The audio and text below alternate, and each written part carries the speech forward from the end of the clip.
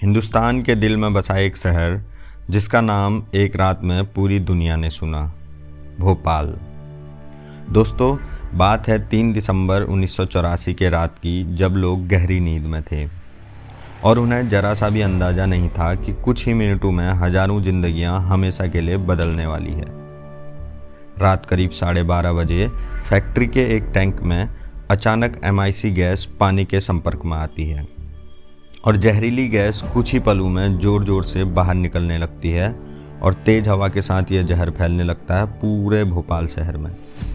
गली मोहल्ले बस्तियां सब इसकी चपेट में आने लगते हैं। जब लोग जागे कुछ समझ नहीं पाए, अचानक लोगों की नींद खुलती है। असहज महसूस होता है, आंखों में जलन, सांस घुटना, उल्टियाँ और अंधापन। लेकिन उन्हें पता नहीं था कि करना क्या है और किस दिशा में भागें। माएँ अपने बच्चों को सीने से लगाए बिलखती दौड़ रही थी। सड़कें कुछ ही मिनटों में लाशों से भरने लगी। सुबह होने तक पूरा शहर एक खामोश कब्रिस्तान बन चुका था। हजारों लोग मौके पर मारे गए, हजारों अस्पतालों में दम तोड़ते रहे। सड़कों पर मरे हुए जानवर, आसमान से गिरे पक्षी, झुलसे हुए पेड़ पौधे, यह एक डरावना दृश्य था। डॉक्टर भी असहाय थे क्योंकि उन्हें बताया नहीं गया था कि गैस कौन सी है और इसका इलाज क्या होगा।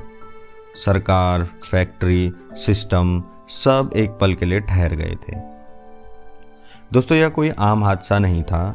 इसे दुनिया का सबसे बड़ा इंडस्ट्रियल डिजास्टर माना जाता है।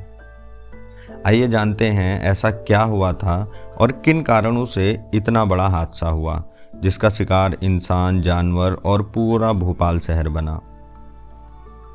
दोस्तों, भोपाल में यूनियन कार्बाइड नाम से एक फैक्ट्री थी जो बेसिकली कीटनाशक या पेस्टिसाइड्स बनाती थी, जहां मिथाइल आइसोसाइनेट नाम की बेहद जहरीली गैस को स्टोर किया जाता था।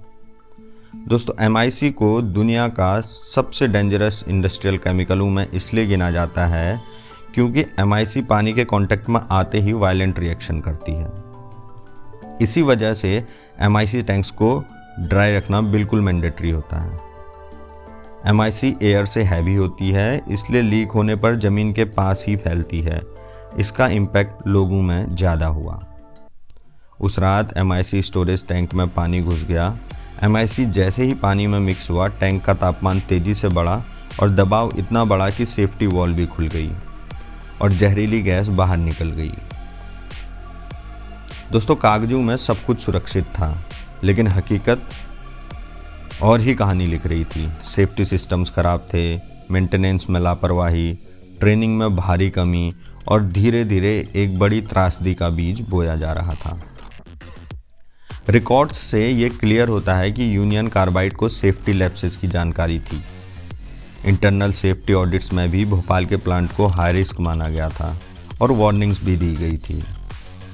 इन सब को अनदेखा किया गया था क्योंकि कंपनी का पहला मोटिव सेफ्टी नहीं था, बल्कि खर्चा कम करना था।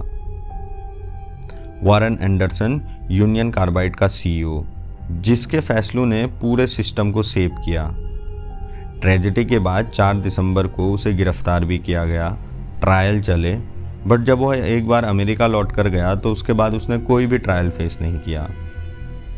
सरकारी आंकड़े कहते हैं कि लगभग 3000 मौतें हुई थी, लेकिन हकीकत इससे कहीं ज़्यादा थी।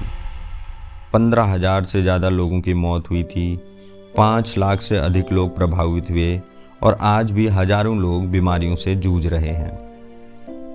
दोस्तों, यह कहानी सिर्फ भोपाल की नहीं है। यह कहानी है लापरवाही की, लालच की और जिम्मेदारी से भागने की। क्योंकि अगर सिस्टम समय पर जाग जाता तो हजारों जिंदगियां बच सकती थी। भोपाल की रात जरूर खत्म हुई थी, लेकिन उसका इंसाफ आज भी अधूरा है।